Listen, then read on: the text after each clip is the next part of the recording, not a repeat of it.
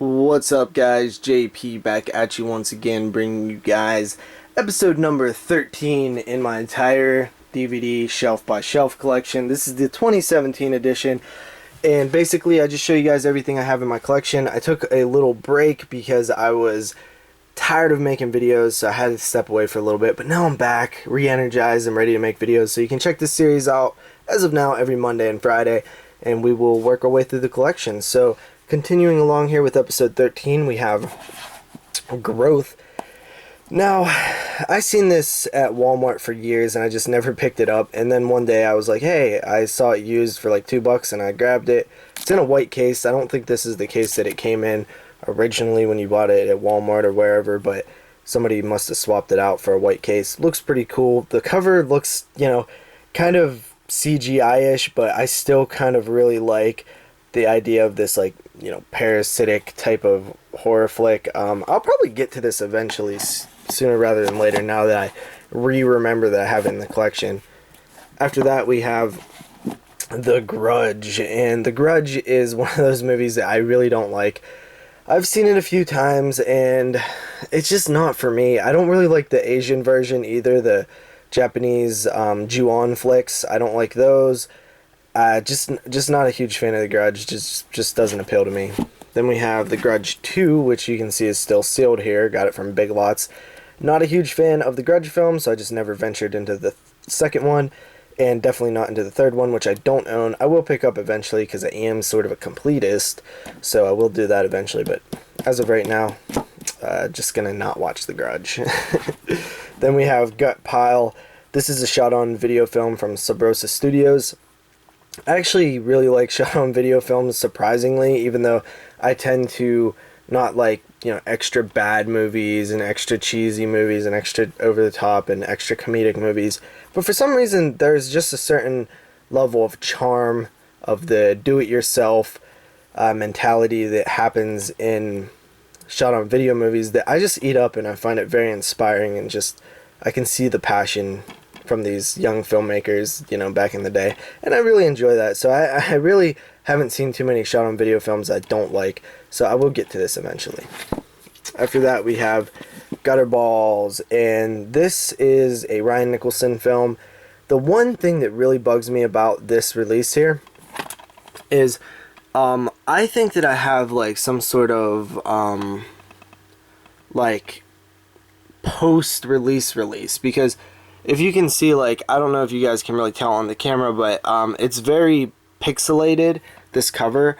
It's like, it's not on the paper that you're used to getting, that glossy, like, thick, almost, not computer printer. This feels more like computer printer paper, like basic paper, which is weird. It's not. It's a little bit different than that, but just something about this. I don't know, it's like extra pixelated. I've seen the other release and it's not like that, so I don't know where. And normally this release comes in a white case, so or a clear case, so I don't know what's up with that. But Gutterballs is fun. It still plays fine and everything, and it's not like a bootleg or anything like that, at least I don't think. We have Hack here. Danica McKellar, this was my lady back in the day. Probably my first crush ever was Winnie Cooper from the Wonder Years, when I was just a young lad, and then I grew up and became obsessed with the other love of my life, which was Danielle Fishel from Boy Meets World, Topanga. No, I'm just kidding. But no, yeah, I really probably would consider those two my first, TV crushes, or whatever you want to call it, movie crushes. I've not seen this yet, though. Heck, I've heard good things, but I've just not got around to it. Then we have Halloween, of course. John Carpenter's Halloween. Jamie Lee Curtis, classic, The Night He Came Home. Absolutely love Halloween. Great stuff. After that, we have Halloween 2. Love Halloween 2 as well. It's funny that, the Halloween films, to me, I never really dug. I actually liked Halloween 3 the most. Halloween 3 was my favorite in the series, and it's the one that I always watched. I'd never watched any of the other ones growing up. I didn't like Michael Myers. I thought he was just like a lame version of Jason. I just never got into it. It wasn't until I was like in my late teens that I really started to respect Halloween and eventually became really into the franchise, and it's one of my favorite franchises now. So Halloween is good stuff. Love Halloween 3. Halloween 4, The Return of Michael Myers, bringing back Mike Myers. I go back and forth. I used to like Halloween 4 more, then I liked Halloween 5 more, but now I like Halloween 4 more again. I'm like, why the hell did I like Halloween 5? It's really weird, but now, I'm starting to actually like all of the films, really. Halloween 5, I like the character of Rachel, I think, a little bit more than the other one. Oh, look, I got a little hole there. That's no good. After that, we have this awful edition of Halloween H2O, Halloween Resurrection, Halloween 6, and Mother's Boys. So, that's weird. Yeah. Got them. After that, we have Halloween Unrated, which, by the way, I've never seen Mother's Boys, but I actually need to get another version of this. I actually like the theatrical cut a lot, too. It's weird. I like some stuff in the unrated version, and I like some stuff in the theatrical version. I almost wish I could make my own cut of the best version of Halloween, the remake. But, yeah, I need to grab the other one because it does not come in that Blu-ray box set. After that, we have Halloween 25 Years of Terror. This is an awesome documentary. Really love it. I got this at Walmart in the dump bin for $5 way back in the day. I was super stoked about that. Then we have another Ryan Nicholson film here. We have Hanger. This one is pretty cool, but I feel like it goes in a direction that just becomes ridiculously over the top, which it's supposed to be. And you can tell that it's going in that direction from the very beginning. But I just think that the concept of this movie would have been really interesting if they played it straightforward. It would have been one of the more dark films I've ever seen. But that being said, this film has a great comic book vibe to it that I really like. So, been a while since I've seen it, but I did end up liking it when I watched it. Then we got Hangman here. I've